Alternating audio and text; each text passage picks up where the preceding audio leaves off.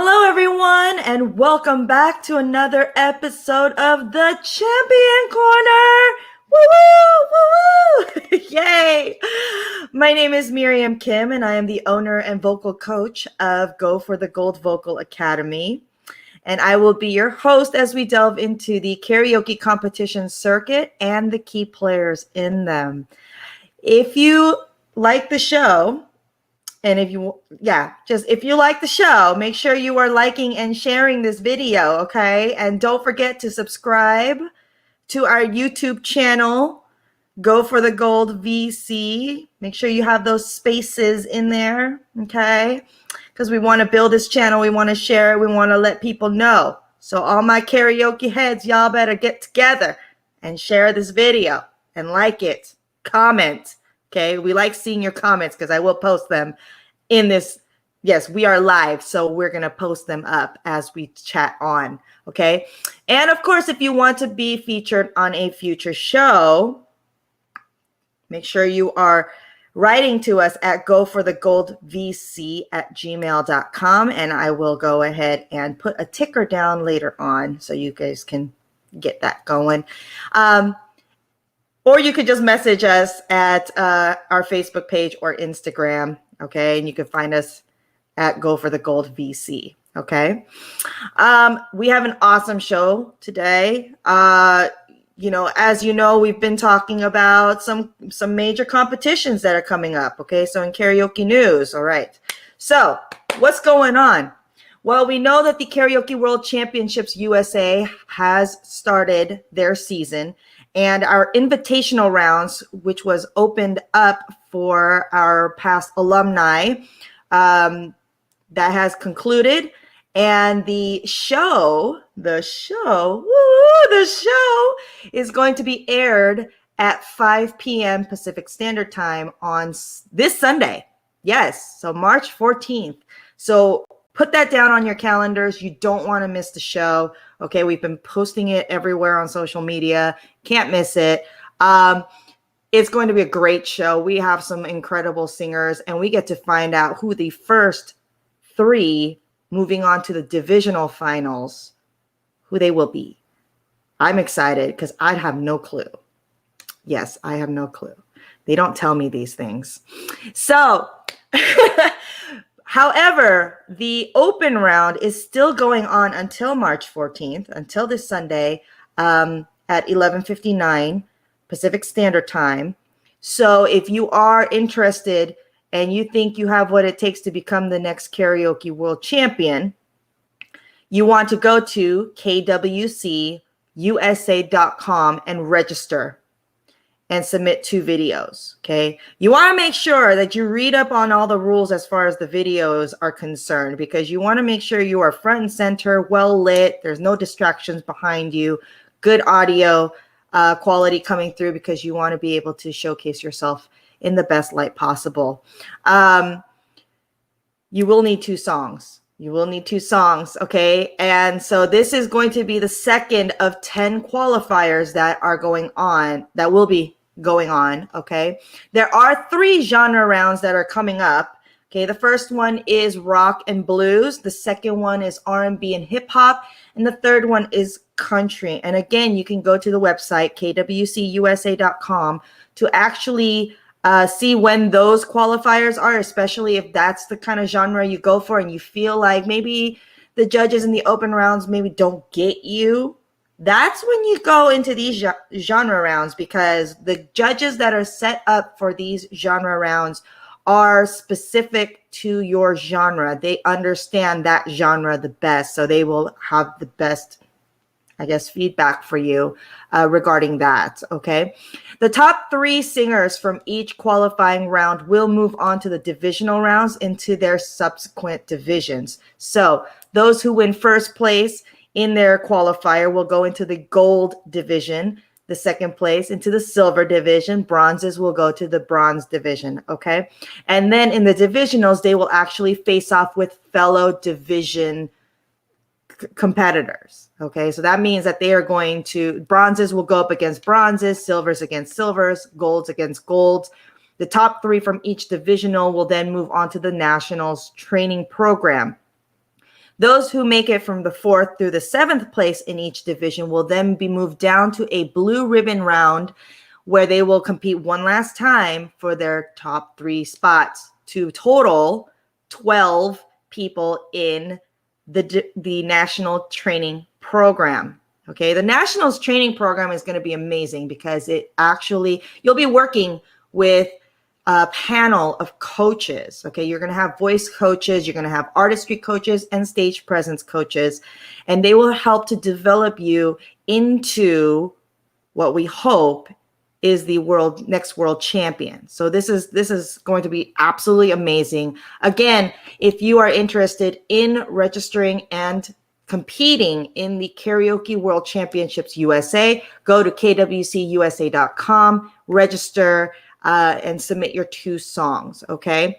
And again, mark your calendars because the first show is March 14th at 5 p.m. Pacific Standard Time.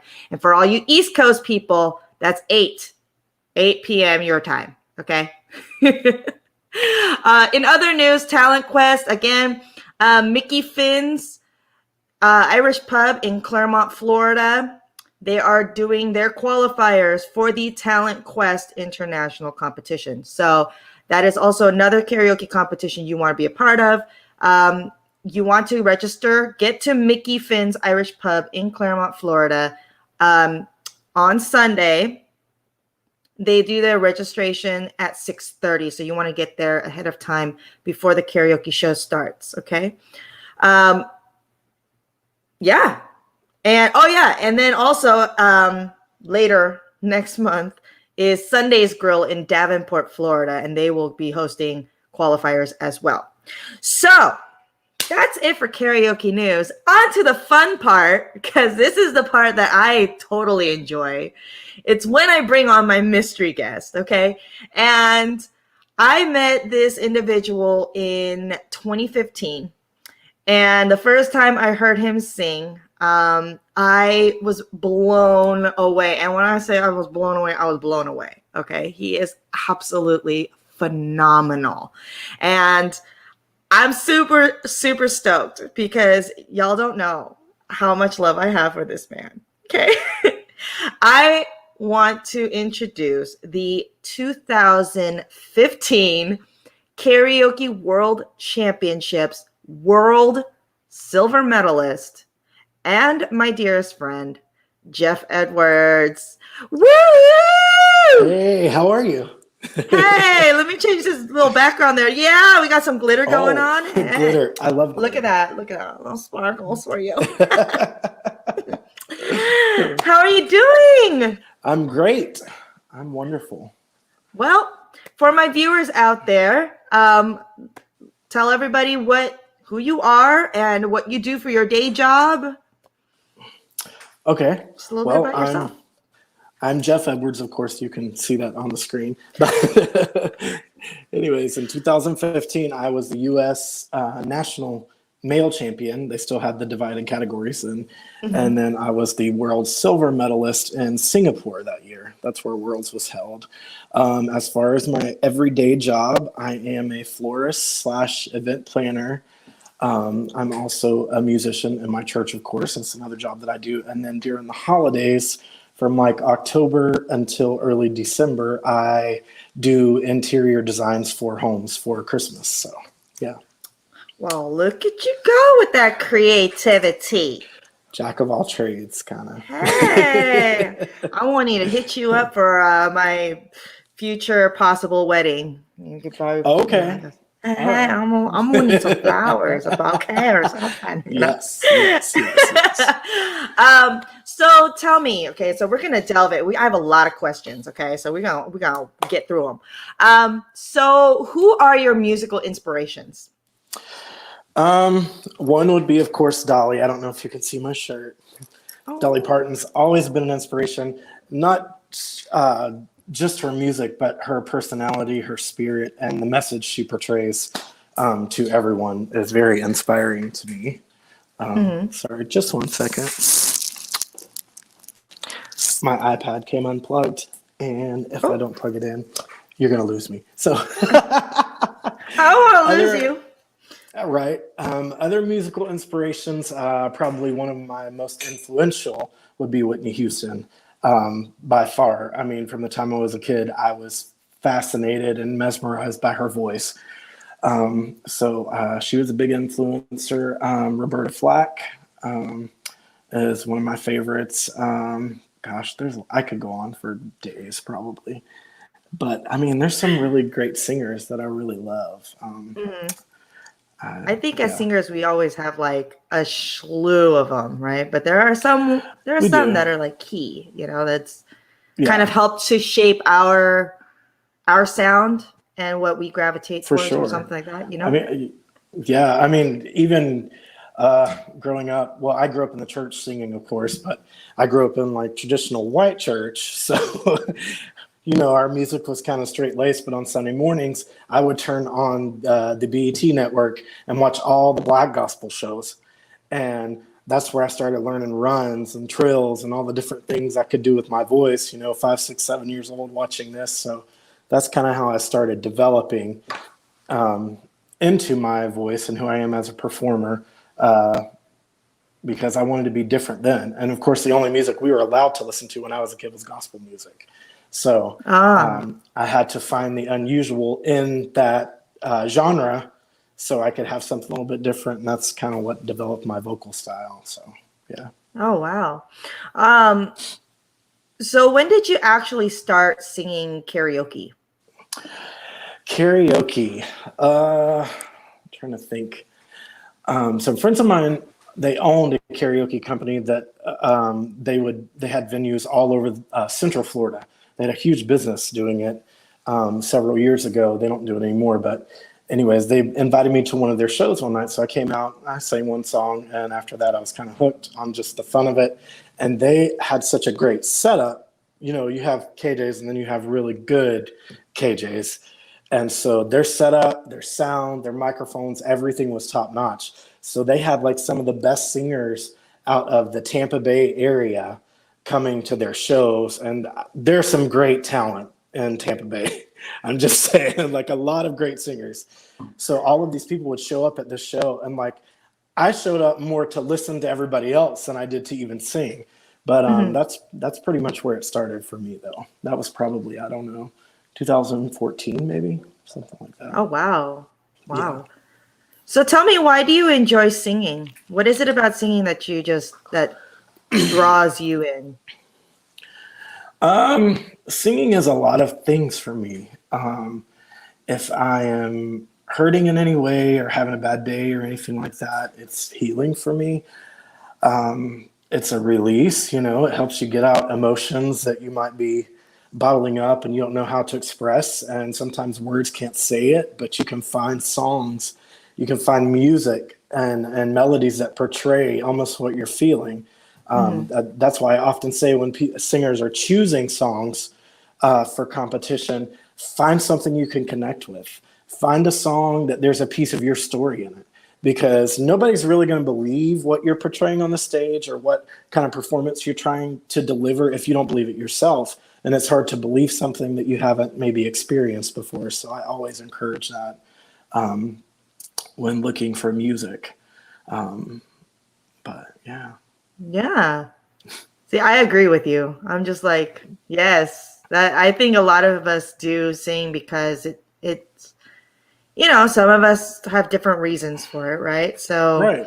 We I do. wanted to know what yours was. I was like, okay. Yeah. I mean, and Um, that's it. It's just, and then too, for me, it's also like a spiritual thing. mhm, I can sing a lot of music. I can go into competitions and I can take the stage and sing I Who Have Nothing or Hallelujah and do something like that. It's powerhouse and just blow everybody away. But to me, I don't feel any more empowered than like when I go back to my childhood and I pull out a hymn and just start singing something that helped shape me as a performer, I would say. mhm, I like songs that I can spiritually connect with. Like, for instance, in competition, I did I Look to You.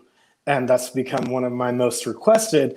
And I think maybe it's because there's like, not only is there like a vocal connection and a connection to one of my idols, Whitney Houston, who performed that song originally, but there's also something spiritual in there for me. So it kind of pulls so many parts of me as a person together. And I don't know, it makes it so much easier to deliver stuff like that for me. Oh yeah, especially yeah. I mean, if it's taking everything that you care about into one song. Oh, I think I might have lost him. We're just gonna wait till he comes back. I'm just like, where's my whole music? um, Let me hope he comes back. Hang on a second. It might take a minute. It might take a minute. In the meantime, you guys, you can actually chat if you're watching this video either on the YouTube or on the Facebook. You can chat, and I will be able to see it, hopefully, and we can actually post it up on the feed itself. So, you know, if you want to say hello to Jeff, I can definitely keep that up there. I'm just sitting back like, sometimes technical difficulties may happen. It may happen. So, or his phone might have died. I don't even know. We can wait. How are you guys doing? Oh, this is kind of the downside of having a live show. Is that anything can happen. You know, we had one guest who had dial-up speed, and so it was really rough to hear. Which I'm thinking I might redo his interview just because it was a little hard of hearing and everything. Oh, here he comes back. Get it, Jeff. Here you are. Here I am. So sorry. I don't know what happened. But I didn't have any jokes to tell during the oh my gosh. intermission. So I'm just over here like, yeah. I'm sorry about that. No worries. No worries. It happens, you know. Oh, there it goes again. You know, it's funny because both technological difficulties. Oh, there he comes again. Okay. Hopefully this works. I'm back. All right. We're sorry. Just like, stay. Don't get booted again. My connection went, but it's back now. So okay, good. So where were we? We were talking about why we sing. Right there. There we go. So my next question to you, okay? What was your first karaoke contest ever, and why did you enter it? My first karaoke contest ever was Talent Quest 2014. And I entered because I was in a local showcase with my friends that I was telling you about. They were doing their own competition, and Talent Quest approached them about maybe using the winners from their competition to bring them to Talent Quest afterwards. So that's how that all worked out. And at that time, Trevor Keller was the state director for Talent Quest Florida. Which many know he's been a judge at some of the national finals. Yes. Wonderful guy. Love him so much. And then he also ended up going on to KWC in 2015, where he was our Florida director. And then he took the trip with me, of course, to Arkansas and then on to Singapore. But 2014, I did Talent Quest in the summer. I took third place in the competition. That year there were some really great singers, but yeah, that was the first one I did. Oh wow. So that was, I mean, we say 2014, I mean that wasn't that long ago. No, not really. No. That's crazy. Okay. So you just entered it because you were already in this other contest, and it was just like it was kind of like the next step or something. I had never heard of it, had never done it.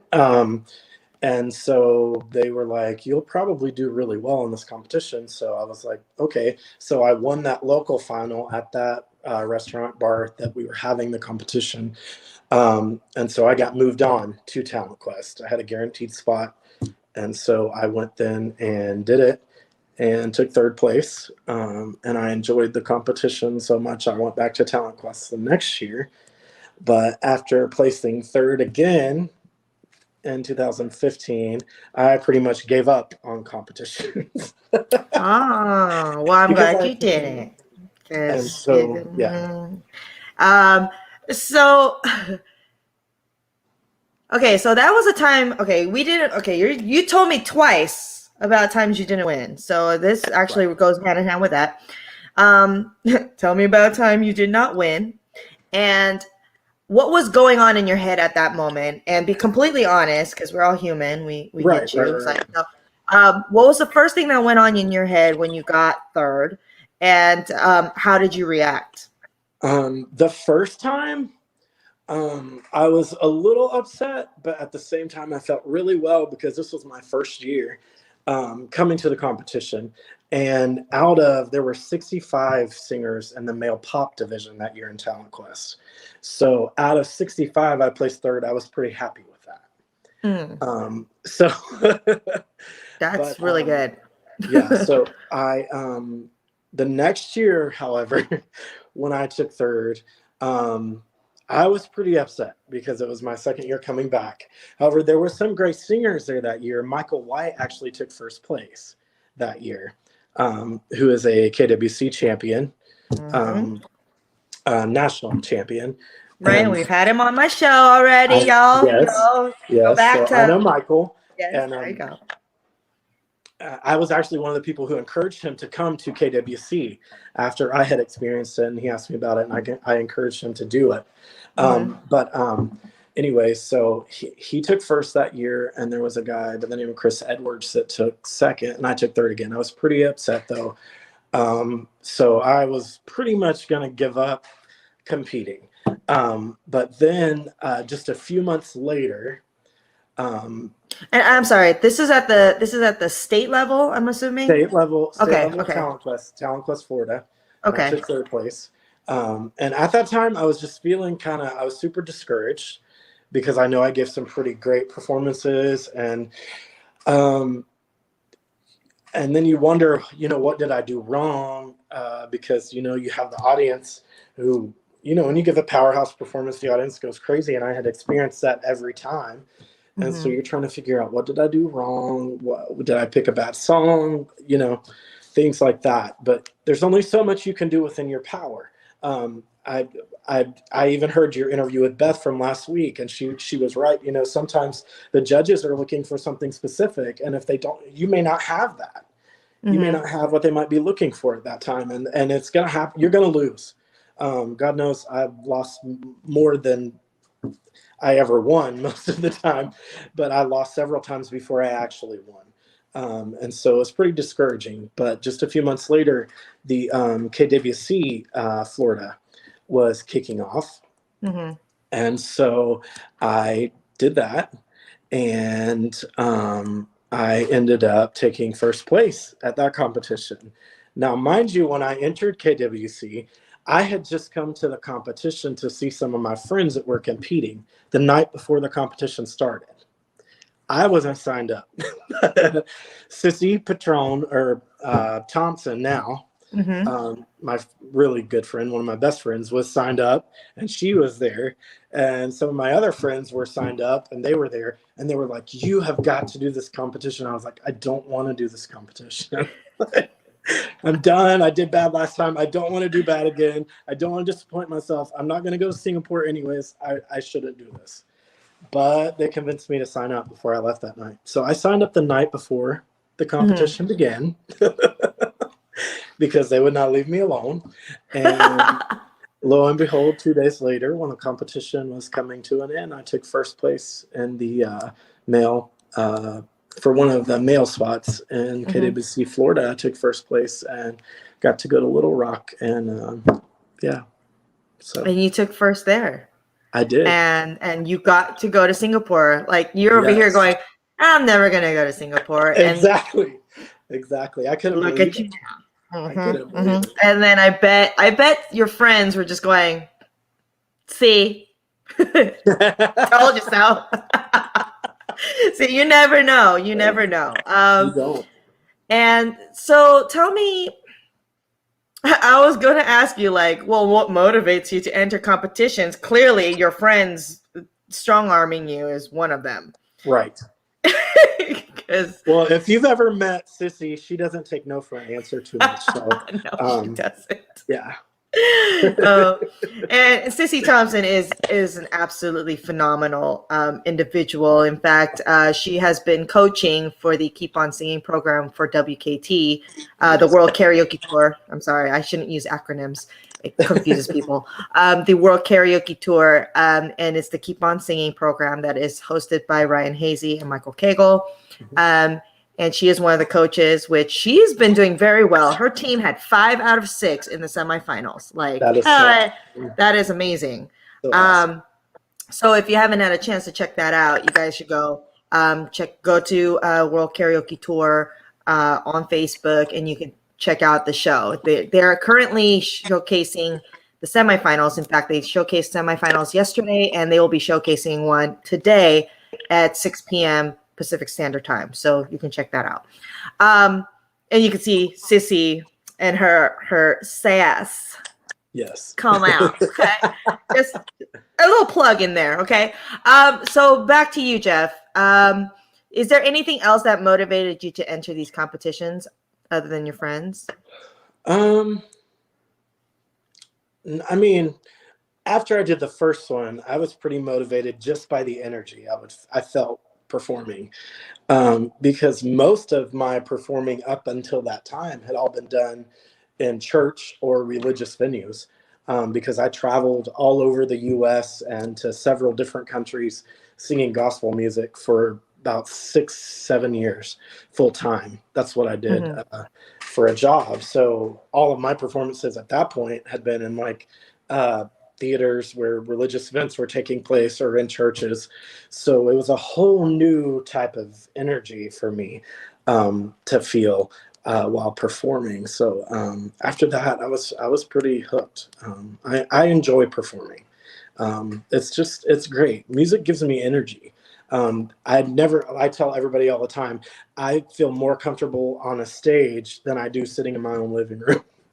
But it's honestly, a stage is like home to me. I guess I've just spent so much time on it because from the time we were old enough to sing, because I don't just sing like this. My whole family has voices like I do. We say we have leather lungs, usually because that's the kind of voice, you just open your mouth and something great comes out. And there's so many singers like that in my family. They're all singers, musicians, or preachers. So if you're not one of those, we wonder who your daddy is. So, I just love the energy I get from performing. It's like an exchange, because not only are you giving something, your audience is also giving something back to you, and that's their attention, as long as you present something that draws the attention of your audience. Yes, I agree with you on that. So what did you do did you do anything different when you were competing for the Karaoke World Championships as opposed to Talent Quest? Is there anything that changed, or did you just get lucky, or what happened?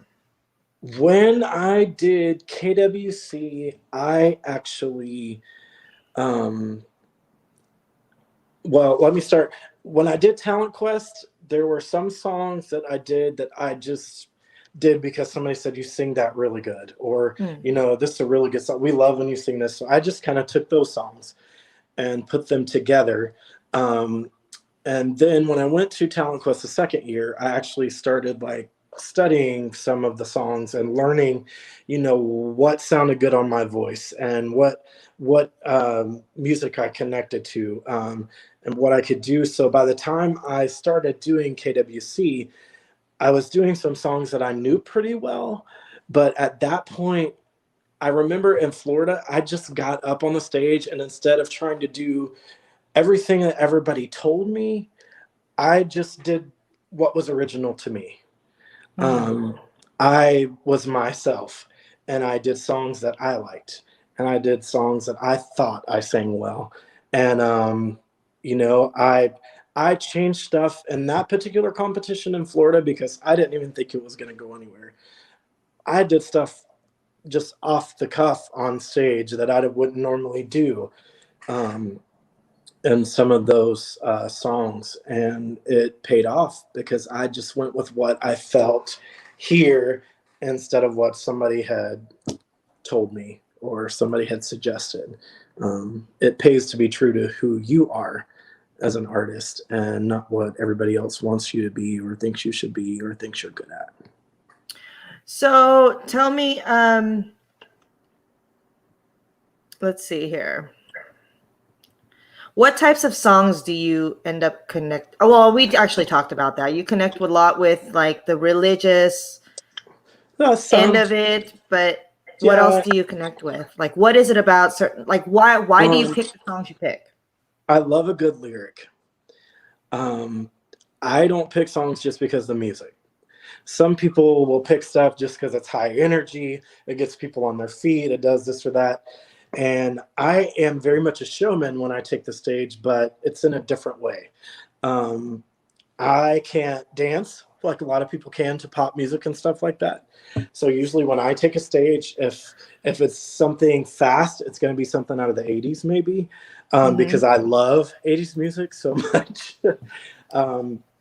I tell people all the time, I wish I had been born earlier so I could have actually enjoyed the 80s music like live in person rather than being born in 87 and kind of being on the end of stuff.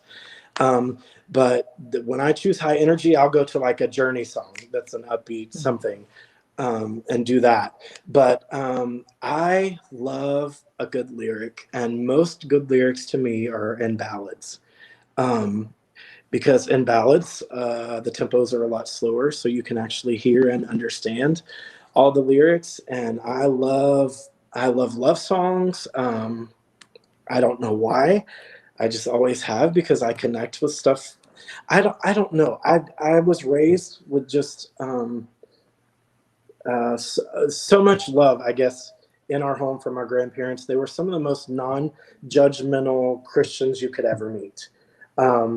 And so I had a good atmosphere growing up in that sense. And I was taught to literally love everybody and not to judge anybody. And I love songs that just show love or give love or talk about love. And I love that. And I love a good ballad because you can communicate. It's one thing to sing a song, but when you can actually find a good lyric and you can connect with it, like I was talking about earlier, finding a piece of yourself in there, and portray that, perform that, and give that live stage show, to me there's something about it that draws your audience in, and I love it. So yeah, I like it. Well, speaking of songs that he loves to sing, and we're gonna play a bit of Mr. Jeff Edwards. This was, I believe this was your last. Was this your last performance, or was this your semifinal song? It was my final performance. This is his final performance. Personally, I think he should have gotten first, but that's,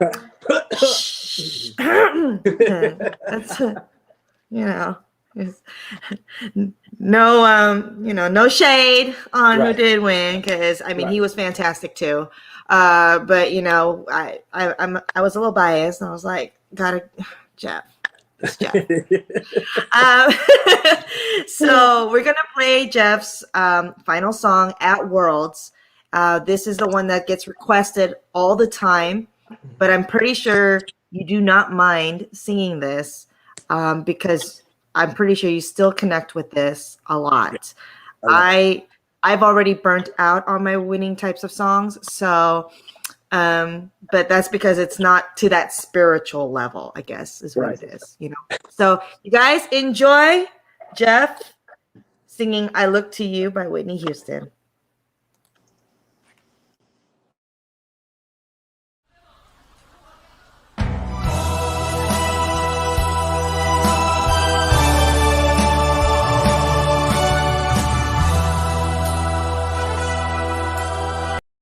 My mistake. It's I who have nothing. I was going to say. I was like, wait a minute. Hang on a second. Hang on a second. I'm over here like, I want to see "I Look to You." Dang it. Well, you could still see it on YouTube. I apologize. I who have nothing is what he's singing. Okay, here we go. I apologize. I need to correct myself, see? Then people are going to be like, wait.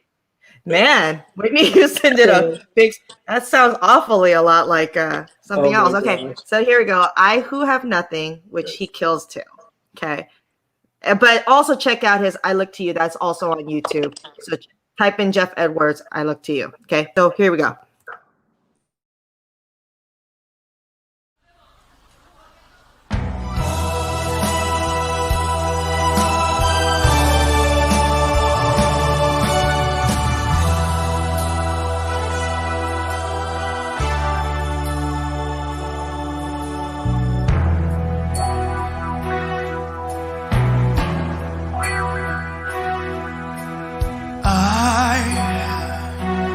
I who have nothing,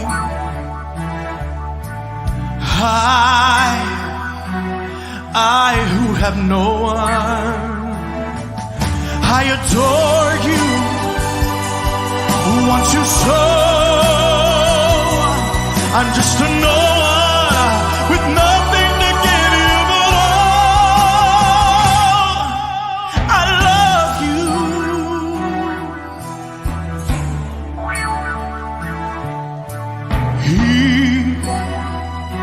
He buys you diamonds, bright, sparkling diamonds. But believe me, dear, will I say, he can give you the world, but he'll never love you the way I love you. Oh, he can take you any place he wants, to fancy clubs and restaurants, while I just stand back and watch you with my nose pressed up against the window pane.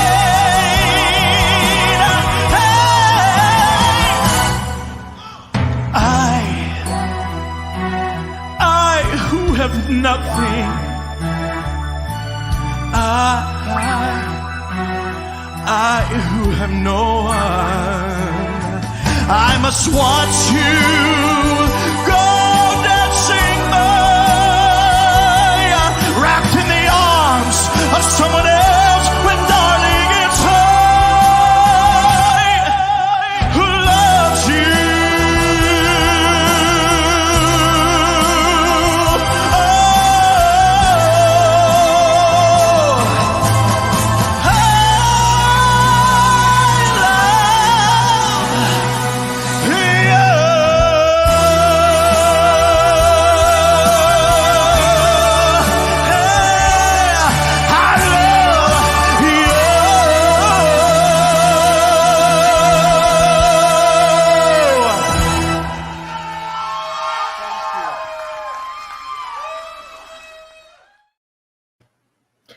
Oh my gosh, that voice. Holy. I'm trying to keep this family friendly. Man. That you are such a powerhouse. Such a powerhouse. I can't even imagine. You guys understand, okay? Videos don't do Jeff justice. Like, you probably had to be in that room. Your voice probably filled that whole space. I mean, the resonance that was coming out of your voice, and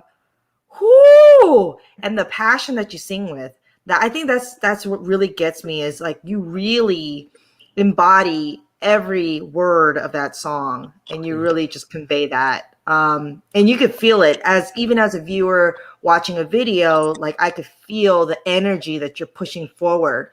And I think that that's what sets certain people apart, is their ability to actually have their audience or their viewers, really feel what you're singing. And you just do that like a pro, dude. Like, I'm just sitting here like,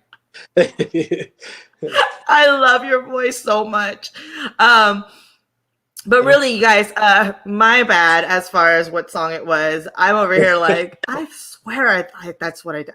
Okay, but really, his "I Look to You" is by far my most favorite rendition of that song I've ever heard. So I really encourage you guys to go check him out on YouTube, because there's just something about the way that Jeff sings it that's really, oh, it's just it's on a on a whole nother level. I said this Yeah. last time. It's on the HNL, the whole nother level. Okay.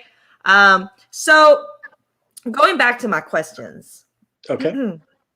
So what do you think about before and when you are on stage?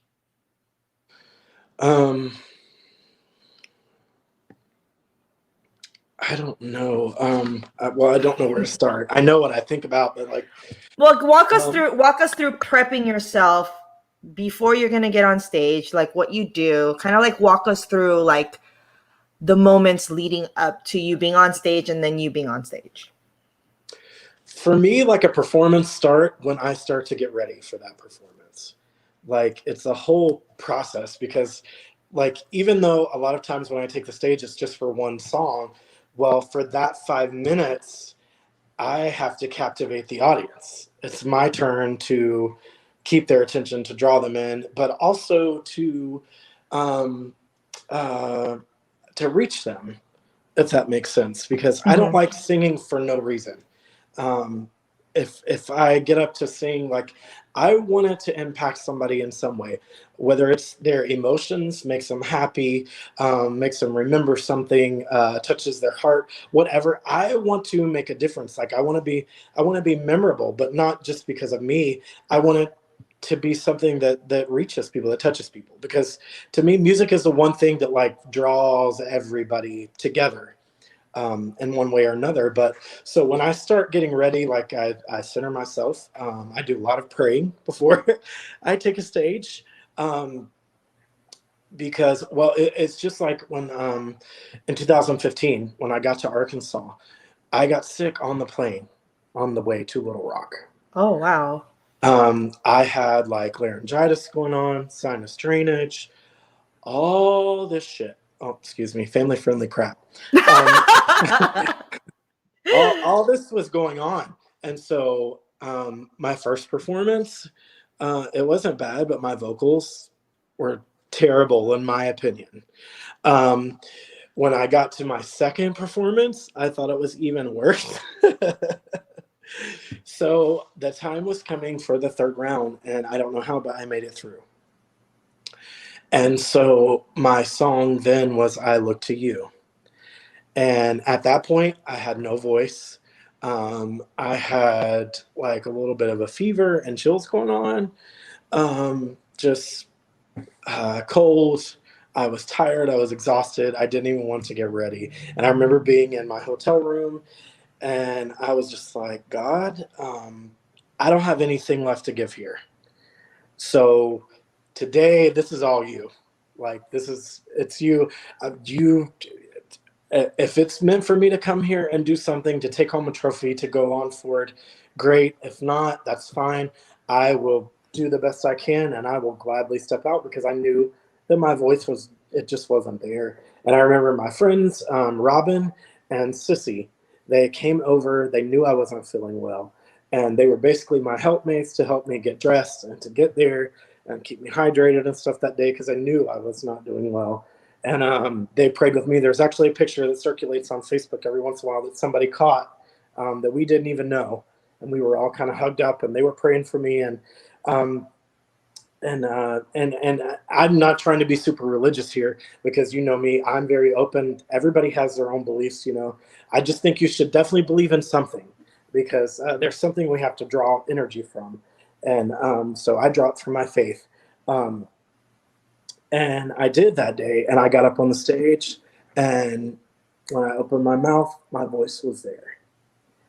And I sang I Look to You, and had the judges crying, had a lot of people crying, but by the time the song was over, everyone was on their feet, and I ended up going on to do well. But I do a lot of praying, like I said before my performances. I like quiet.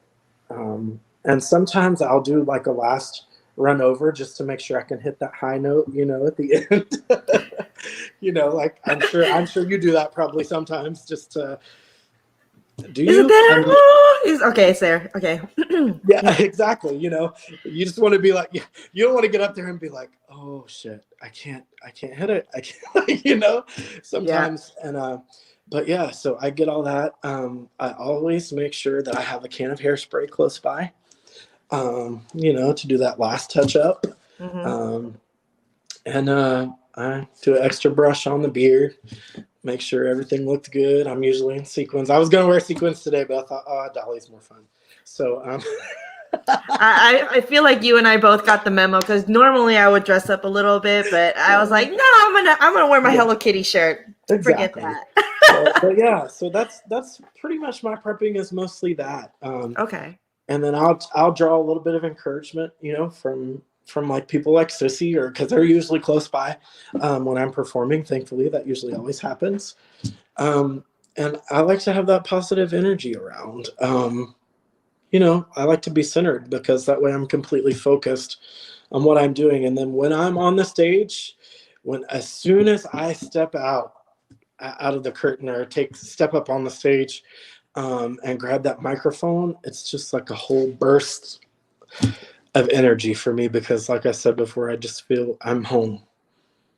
And so I just do what I do. And then when I get off the stage, I'm always like beaming. At the same time, I'm questioning like, oh, did I do good? But, I'm just beaming because that energy, it's a high for me. I don't know if it is for you, but performing is such a high for me. Yeah, it's funny, right? Because I'm hosting this as a vocal coach, but for those of you who are watching on Facebook, you guys probably already know that I compete as well. And you do it very well. Oh, thank you. Thank you. But it's funny because I think I was telling Beth last week. I actually don't crave limelight like that. I get warned. That's one of the reasons why I have never pursued a music career, is because I am wiped out by the time I'm done and I get off stage. It actually drains me. So I know a lot of people are going, well, then why do you do it? And it's like, I don't know. It's the thrill, I guess. There's a thrill in it. I I do get what you're saying, because sometimes if I'm singing a super emotional song, I do feel that way. Like I Who Have Nothing, though, that one is like a powerhouse for me. Yes. I pretty much have to draw all of my energy to produce that vote. I mean, you can see it when I sing. It's like all in my throat, and there's my neck turns red. But then I'll sing like other songs. Like for instance, I'll do like Will You Still Love Me Tomorrow? I do the Roberta Flack version. She did a ballad piano. It's very soft. And that one, when I get off stage, I'm like, it's just kind of, it brings me down a little bit. And then there's others. Like when I Look to You, that song has an emotional connection for me as well. So sometimes when I leave the stage, usually I end up crying during that one. And when I come off stage, I'm emotionally exhausted because I pour my heart into that one. But then like I Who Have Nothing, or if I do like Open Arms by Journey or something, I just feel like energy. I don't know. I can't explain it. Well, I think it's because music has different effect on people. I think, and of course, it matters. Especially if you're putting all your energy in forward, driving it forward to your audience. Exactly. I feel like there's definitely going to be some wear and tear after a performance. Of course. So, with that being said, what do you dislike about karaoke competitions, and why?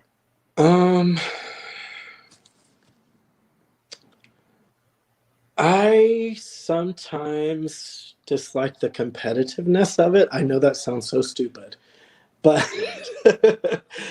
karaoke for me, it became a family, because I don't always connect with a lot of people. And when you're a musician, as a musician, we're a different breed.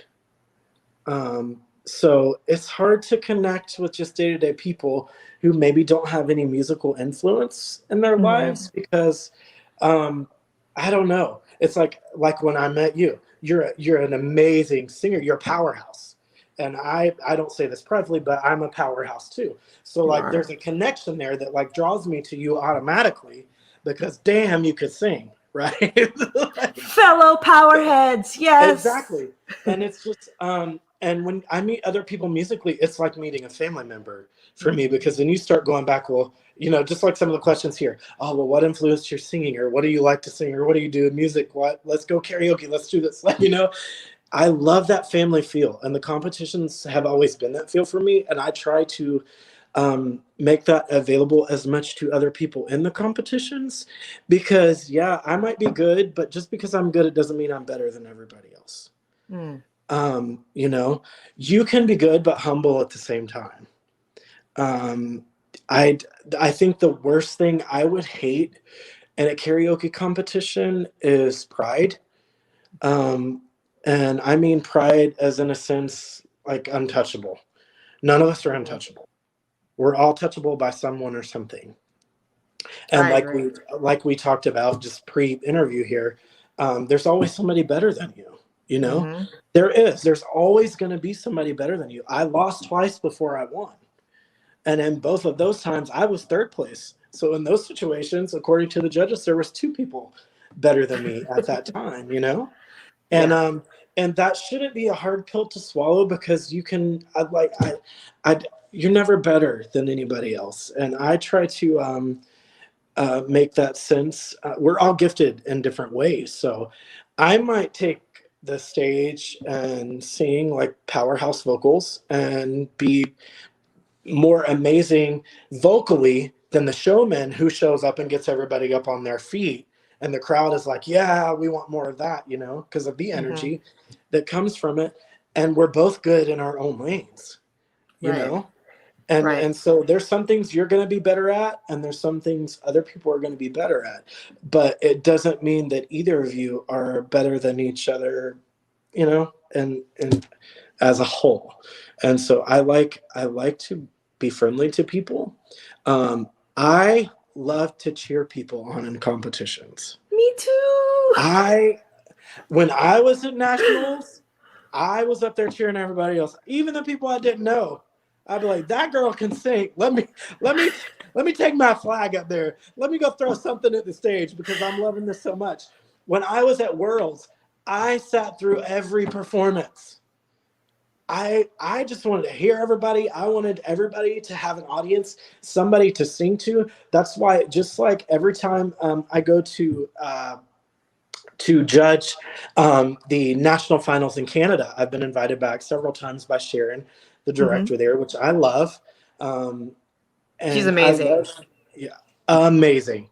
I mean, she's amazing. And I met her in Singapore, um, you know, so we developed a friendship there. But um, I always get up on the stage and I encourage everybody, even when you are disqualified from a round, when your time is done, you should say and support the other singers just as much as they listen to you through all your rounds and encourage them because yeah, maybe you didn't make that top 10, but you still put your best efforts out there and they still did the same thing and they deserve to be praised for that. And you should Mm-hmm. always be willing to encourage and cheer other people on. I don't care if they were the deciding factor in the end that caused you to be second place. Mm-hmm. Like, just because I took silver at Worlds does not mean that I can't support Ferris, who did amazing. He was from Singapore. He's a great singer. I can Yes. cheer him on. I can congratulate him, and I can do it cordially and mean it genuinely. And I think we should all be able to do that because at the end of the day, there's going to be other competitions. Some you're going to win, some you're going to lose. You're never too good to support other people. I think that's a great segue into my next one. What do you like about karaoke competitions and Well, there why? you go. There you have it. See, it was so hard for me to say stuff I don't like because there's not a lot of things I don't like about um, Mm-hmm. the competitions. But one of my favorite things I think about the competitions is developing those lasting friendships with people that I never would have met if it wasn't for the competitions. For instance, I wouldn't have known you had I not gone to KWC, you know? And I mean, one of my best friends I made through karaoke is Alcida Alerta, and she was from Canada in Hmm. 2015, and she won gold in the female category She in sure did. Singapore. And we developed a friendship. We hit it off from the start, and still, I mean, we may not talk every day. It may be months, but when we see each other again, it's like we never left off. And she's somebody that is always a constant encouragement in every area of my life. And I do the same for her. And I try to do that for everyone. Like, even when I'm not at the competitions, like for instance, there's been some years I couldn't come back to nationals and Hmm. support people and things And like we that. missed you. Fine. I definitely miss being there, but I watch, even if I'm at work and I'm doing all my flowers, doing orders and stuff like that. I have the live feed going and I'm watching the competition because I want to cheer people on. And I love, oh my God, I love to hear some of these people sing. And there's new ones that you learn of, but like some of the people, like in previous years after I won, some of the people that competed, like Shelby, um, from the moment I heard her voice in Little Rock, I was mesmerized by this rasp and Hmm. this light, airy but powerful voice, all at the same time, and just an amazing human being all around. I met people like that. I met people like Anthony. I I love the relationships that you make that are lasting, and I have made so many friends all over the world that I would have never met if it wasn't for the competitions. And I love the energy of it. I love the outfits. I love to see people's outfits for stage, Oh and gosh. then The like outfits are amazing. like Some people I are want to very see the creative. gowns. I want to see the suits. I want to see the fun jackets, the hairstyles, the hats. I'm a hat person. You'll pretty much every time I take the stage, most of the time I have a hat on. It sometimes comes off during the performance, um, and I love the jewelry. I love jewelry. Mhm. Like I have jewelry that's like every day, and then I have jewelry that only gets pulled out for competitions. And yeah, I don't know. I love it all. So, with loving competitions and having some things about it that you may not be too fond of, um, have you ever experienced burnout during a Yeah. competition season? And if so, why? Um, well, to be honest, I haven't Oh, we're going to really, be honest here. Honesty yeah. is what I Like, want. if you meet me, I'm probably one of the most real people you'll meet from these competitions. Like, if your performance is bad, I'm the one who will encourage the good that was in it, but I'll also tell you what you did wrong. Like, I'm just that person. And it's not because I want to hurt anybody's feelings or anything like that. I think people need honesty. Mhm. And anybody can tell you, oh, that was great. That was wonderful. I love you. You're such a good friend. But you need some of those people to be honest with you because that's how you grow. And if nobody's ever honest with you, you're never going to grow out of that spot you're in. Like it took people to be honest with me and say, that song just really sucked.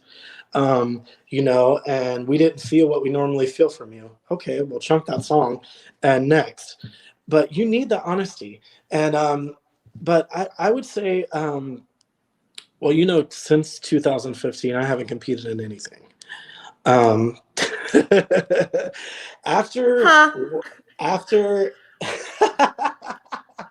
What? the Why? I mean, I have. Well, the only thing I competed in was the following year in 2016 in Vegas. I competed in the Champions Battle in Vegas, and I won that. Um, but I mean, that was just kind of something to do for fun. Mhm. But I haven't competed since then.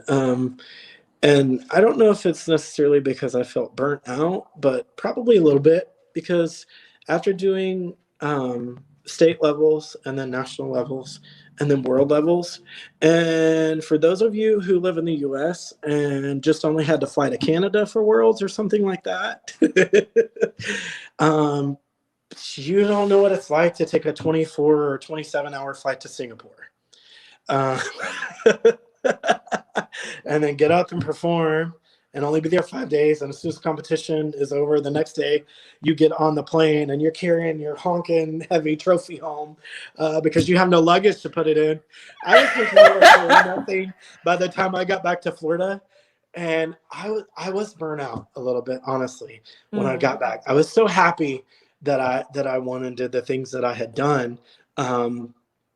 But you can only tell the story so many times in the airport while carrying that trophy. You know, people be like, what was that for? And they want to take pictures, like literally want to take pictures and be like, we didn't even know there was a world karaoke contest. And I'm like, there's a lot of them, but you know, but yeah, so, but I have experienced some burnouts probably. Now I love to go back and judge. It's so much more fun being on the opposite end of the table. The opposite side of the table, I would say, because I paid my dues to get to that side of the table. People be like, oh, well, why would they have somebody who knows all these people judge? Well, first of all, I'm probably one of the most fair people you'll ever meet. I don't throw out 4s and 5s or 10s to people. In some cases it was 4s and 5s. In most cases it's 10s. I don't just throw that stuff out. Like, I look at everything when I'm judging, whether I know you or not. It's strictly like, I don't know you in that moment, and we're going by that performance. And everybody, like I said, needs honesty, and I like to be that person. But I experienced a burnout, and now I like being on the opposite side of the table, like I said. And I like to come do the guest performances and, you know, watch other people be nervous before they take the stage instead of it being me. But you know what that's like. Oh, I do. I do. Relief. You know, you're talking about the person who retired twice over, you know? Right. You know, so I'm not saying I'm not going to compete again, because the 2 venues you mentioned for Talent Quest I actually live in Davenport now, right outside of Orlando.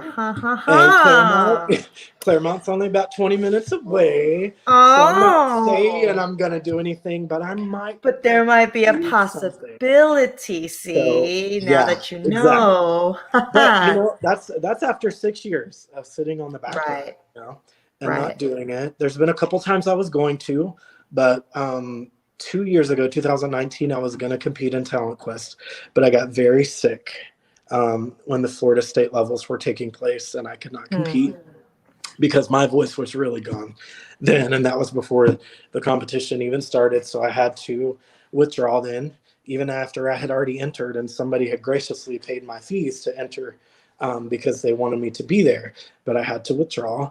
I do want to compete again. But I would say too, it's only because I haven't succeeded to where I wanted to in that competition. People have tried to get me to come back and do duets in KWC and stuff like that.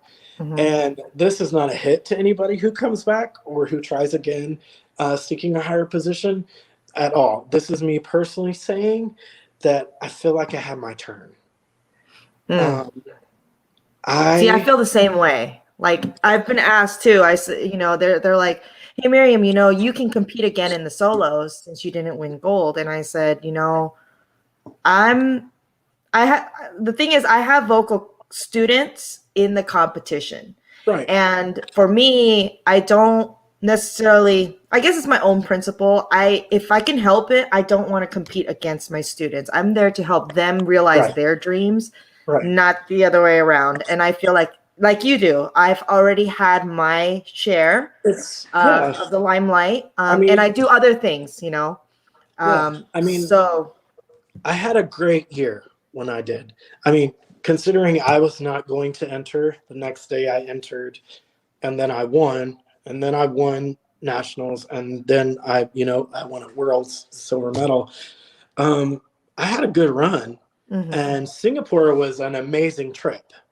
And the way I look at it, like that is something I got to do, and now I want other people to be able to experience that. Like I had a good time. And so if you ever see me at Worlds again, it will probably be either because I was invited back as a guest performer, or maybe because I might come do like a champions category or something like that. But as far as ever doing gold again, or ever doing solos again, I won't do that. And probably the only way I would ever do duets is if there was a way that me and Elsaida could do duets together. So, Right. yeah. Heck yeah. Oh my gosh, Okay. that would be Listen, insane. That because would if I come, I'm coming to win. I mean, right. Right. Oh like, god. Oh my but goodness. I just yeah. So I'm gonna do Talent Quest again. I'm pretty Yeah. certain. Okay. Um, but as far as KWC, I want other people to experience. It was one of the highlights of my life, probably in the top 5 things I've got to do. And I enjoyed it so much and had such a great experience that once things are back, I don't say normal because I think we're going to have a new normal when coronavirus is kind of like somewhat conquered and everybody's able to go do stuff and we're actually able to fly to these places and be together again and compete. I want other people to have that once in a lifetime fun experience Oh yes. too. So Yes. yeah. I agree. I absolutely agree. And you know what? Yeah, I would I wish you the best of luck as far as like if you do end up deciding and Thank you. really saying, I'm gonna do Talent Quest. Watch out, Florida. Watch out, because Jeff's coming. Jeff's coming. I mean, we've been sitting around and doing you listen, you've been resting for 6 years, okay? Like And then start the dusting last off year those pipes. especially, the last year especially, all of us have been resting. So Oh yes, yes. He's well rested now. Okay, yeah, he's been wearing his mask. Okay, he's got his voice. yeah. Okay, I swear, wearing these masks for the past year, I haven't been sick at all. Like I haven't gotten a cold. I haven't gotten anything. I sure as hell did not get the gnarly one that's out there. Yeah, there's something magical about masks. Okay, so side I haven't note, you either. guys, yeah, please wear your masks. Do it. Just do it. If you're trying to take something out of the oven, you wouldn't just be like, well, whatever, and then just grab the thing. Okay, you wear the oven mitts for a reason. It's to protect yourself. Okay. Don't play. Yeah, and we don't run red lights either, because we know that we don't want to get. I mean, we could, but Yeah. why would you want to run the risk, right? So same deal, okay? Wear your masks, just like you wear your seatbelts. Okay, it's for your protection. It's for protection of everybody else, okay? So with that being said, let's go somewhere positive. Okay. What is the most memorable moment in your competition career other than winning your title? And it could be the smallest thing, it could be a big thing. As far as competing, most memorable moment. I was actually thinking about this earlier. It was World Finals in in Canada in 2016. For some reason, the name of where we were has slipped my mind. Oh my gosh. Oh, I can't remember. So the 2016 KWC World Finals, okay, World Karaoke Finals. Champions World Finals, okay, In Canada. Vancouver. Vancouver. That's where Yeah. we were. Anyways, we're in Vancouver, and I was a guest performer that year at Worlds, representing, some of the encouragement and team from the USA. I had experienced some things with my family that year that were pretty disheartening as far as getting kicked out of my parents' home for certain things, which I don't want to get into all the detail of that right now. It's too long of a story. But there was a lot of things going on with me emotionally that year. And I going to Worlds that year and being invited back was not just a fun trip for me. It was like therapy because I got to get away and go be with people that I love and that love me. And I got up in one of my guest performances and I sang The Rose by Bette Midler. Mm-hmm. And I got pretty emotional during that performance. And during that time, probably when I needed encouragement most, because I was really going through a dark place in my life, I remember towards the end of the song, when I was getting emotional, people started shouting out, "I love you, Jeff," and "We love you." And as one person, then two people, and then so many people started shouting it out, I felt empowered. I felt like I could actually go through what I was going through at that time. And I get emotional thinking about, just what I experienced, the support. And it was like a breath of fresh air to me. And I'll never forget that. It was one of the most encouraging moments in my life. And I could actually feel the love and genuine love from people, and not just a cliche, "I love you." Getting so many hugs when I left the stage that year after that performance. And it was a really feel-good moment, encouraging. And it encouraged me to keep on doing what I was doing and being true to myself and who I am. And so many years down the road later, I'm happy with my partner, living in our home that we just purchased the end of last year. There's so many positive things have happened since then. I can't even tell you. But yeah, that's the most memorable time, I think. That is an incredibly memorable moment. Yeah. Wow. It's and this is why I always say, cheer everybody on, because you don't know what they're going through while they're up there singing. I remember talking to some competitors, and some of them were homeless. Mm-hmm. Some of them were facing eviction while they were there competing. Knowing that moment was so important to them, because the rest of their life is in shambles. And that's the one thing that they have to hold on to that makes them happy. So this is why I always encourage everybody who's in competition to cheer for every single person, because you don't know that could be what gives them hope and drive. And it gave you comfort during a dark time in your life. So, wow, you have me tearing up right now. I'm just over here like all emotional. I'm like, my lash is gonna fall off. Okay. Woo! No, that's a great moment. And I thank you for sharing that with us, because it really reminds everybody to just be kind. You don't know what somebody's going through, and especially for internally strong people such as yourself and myself, we don't really show that we're struggling on the exterior, but you don't know how much that means to us, because because we do go through things, and we need moments like that a lot. Actually, every day I need that. I need that. I love you. I love you. You can do this. Every day. So you guys just shower your love. You're right. You're right. That's why you should always encourage. That's like, because I often say, even if what somebody might be doing, they might be singing or doing on the stage, their voice may not be the greatest, but just like you put your best out there, they're putting their best out there. Oh yeah. And you have no idea what that took out of them to put that performance out. Or sometimes people don't know what it takes to put a smile on your face, even when inside you might be just dying. You never know. So it always pays to cheer people on, to encourage people.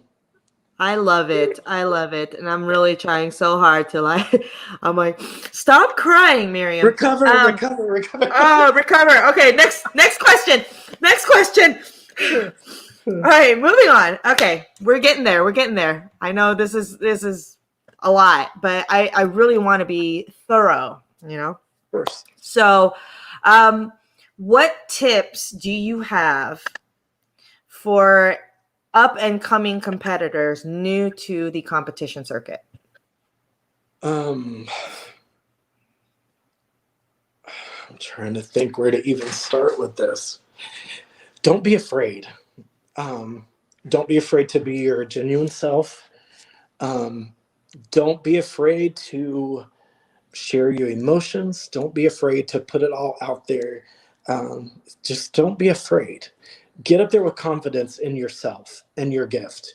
If you're not confident in yourself, nobody else is going to be confident in you. You have to be a fan of yourself first, and not in a prideful way, but you need to be happy with what you're putting out on a stage. So that's why I always tell people, practice, practice, practice.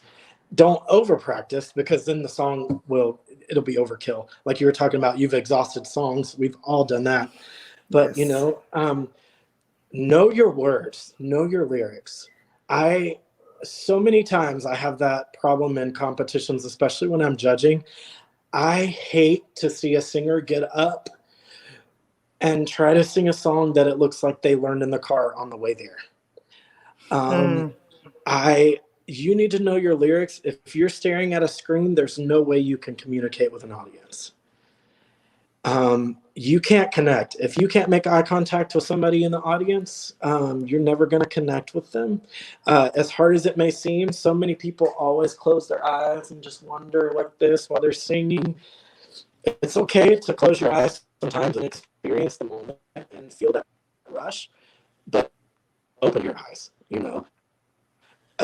One of the best ways to communicate a story is to tell it with your eyes. When you're singing, you can't talk that story out. You're telling it with your voice. You communicate with your eyes. You communicate with your hands. Feel the song and just let the song kind of flow through you.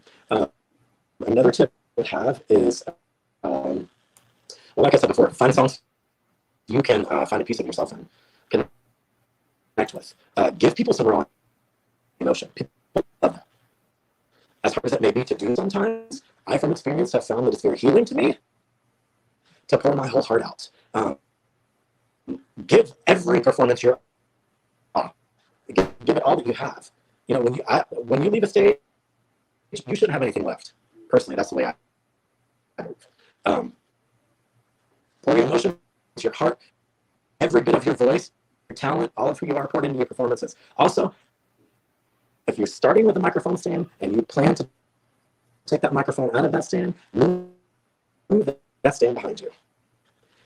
I hate it when people make the microphone stand, like the star of the show, and dance around it and move around it and leave it center stage.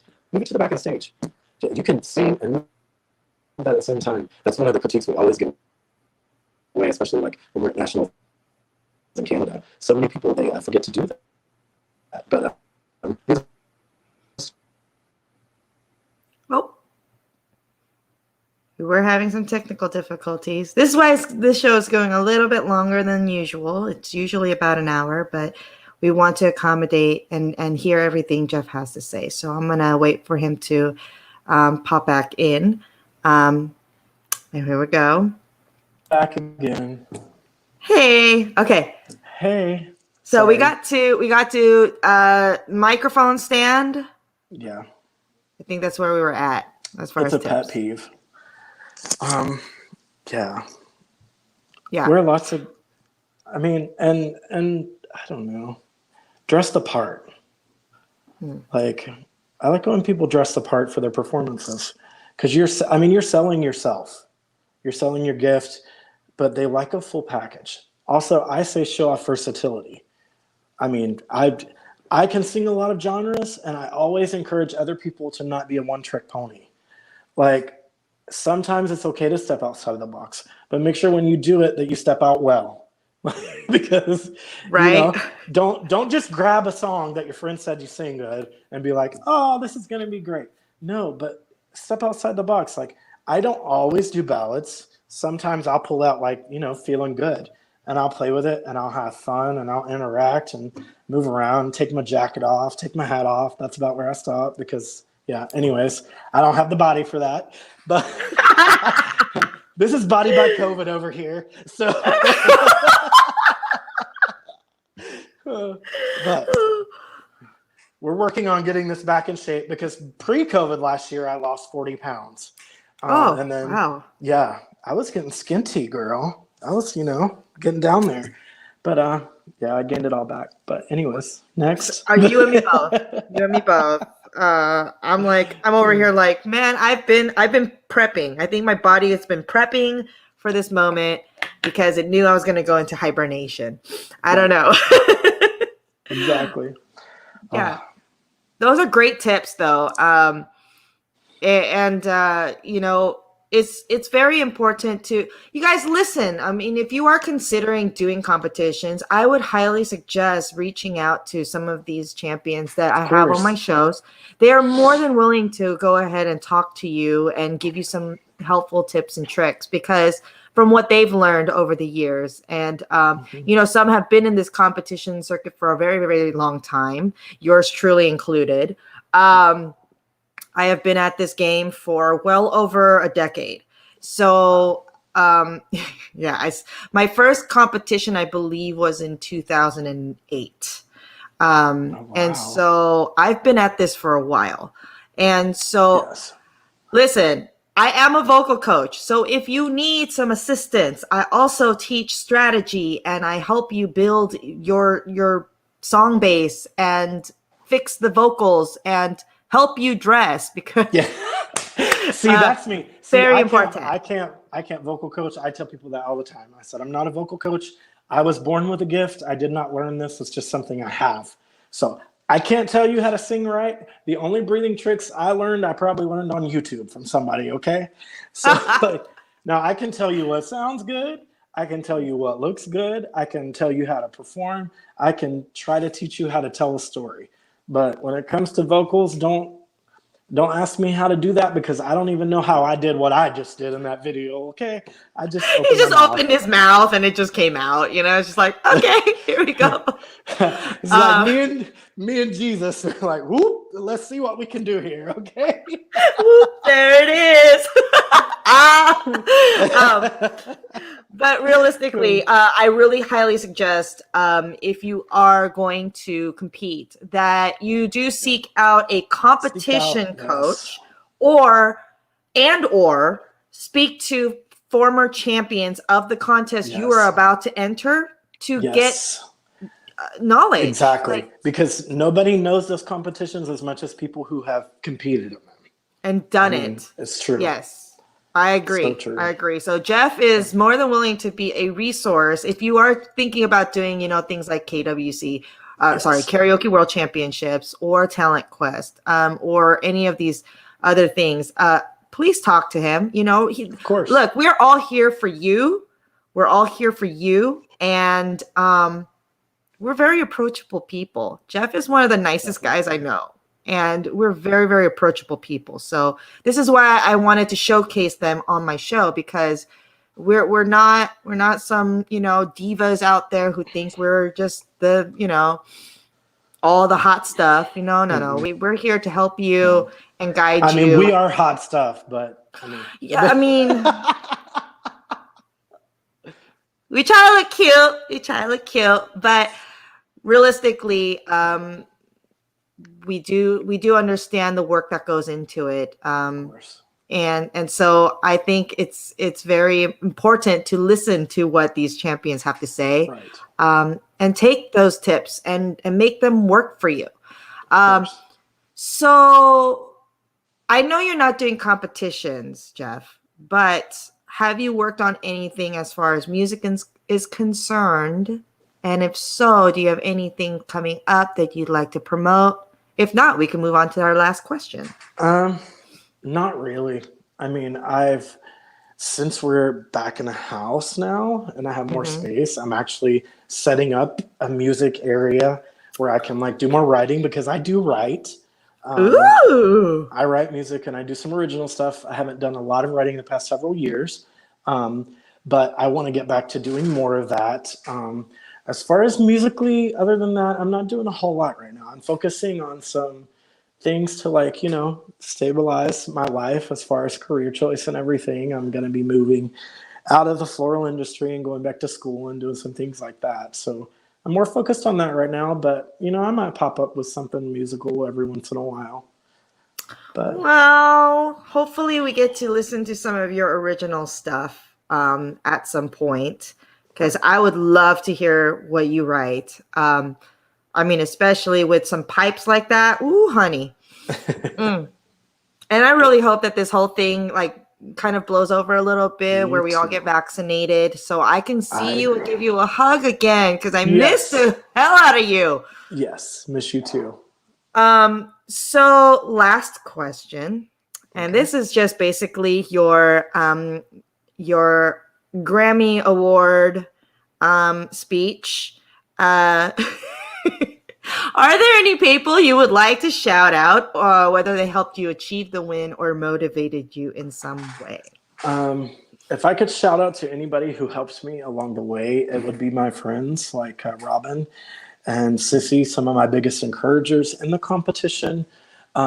People like Elsida Lur, who's just, and Sharon also, and Mark and Peter, their partners.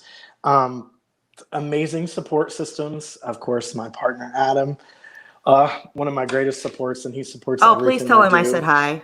I 'Cause he's definitely will. amazing. I had to push him out of the room for the interview because I didn't want him to stare at me the whole time and make me laugh.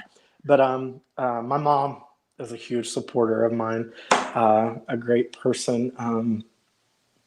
And then, of course, Trevor Keller. He was by my side throughout all of the KWC race. I couldn't have done it without him. He went and got me everything, made sure I was dressed, made sure I had water, made sure I had what I needed for my voice, everything. My friend Cody Walker, he's done so much with me since I won, as far as going to nationals in Canada and the worlds that took place in there. He's always like my right-hand man, helping me and assisting. Even when I asked to, he comes along just to hear everybody and then helps me along the way. Yeah, I mean, I have a lot of great friends. I think a lot of people. And then I have people like you that are constantly, when I am there and when we are singing, we support each other. And there's so much. But yeah, that's the main ones. And honestly, I would just like to thank God for the gift that I have, because I do believe that's where my gift came from, and that's where I draw my energy, I draw my inspiration. And I couldn't do it without that gift. If it was just me, I couldn't do it alone.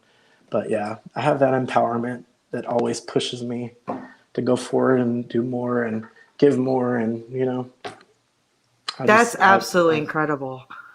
I want to thank you so much for coming on my show. I miss you terribly. I miss really you too. do. And Oh my God. I really hope to see you one day soon. Again. Soon. We will. I will see you. Your girl needs a hug, okay? Yes. And Jeff gives some amazing hugs. So I'm going to need one. But I'm really excited. Make sure you check out Talent Quest. Go check it out. Mickey Finn's Sunday is when they're doing it. Yes. And make sure you check out the show. Karaoke World Championships USA is hosting their show on this Sunday at 5 p.m. Eastern Standard Time, 8 p.m. 8 p.m. Eastern Standard Time, 5 p.m. Pacific Standard. Oh, I got that mixed up. Sorry, guys. I'm all sorts of discombobulated, especially with that memorable moment song. It still got me tearing up. So check it out. We will be back next week. Okay, I will be back next week with another mystery guest. You do not want to miss out, okay? These mystery guests are amazing people. Those of you watching on Facebook, you know some of these people, okay? So you're going to want to hear what they got to say. There's some great ones coming up. There are some great ones. You're in the back chat. Already happened, but yeah. Yes. I've had some incredible guests before. I have an incredible guest now, and I am going to have some incredible people coming up, so you're not going to want to miss it. Absolutely. Thank you, Jeff. I love you so much. Of course. I love you too. Have a great night, you guys. I love all of you. Thank you for watching us. Oh my gosh. Mwah! Bye. Bye.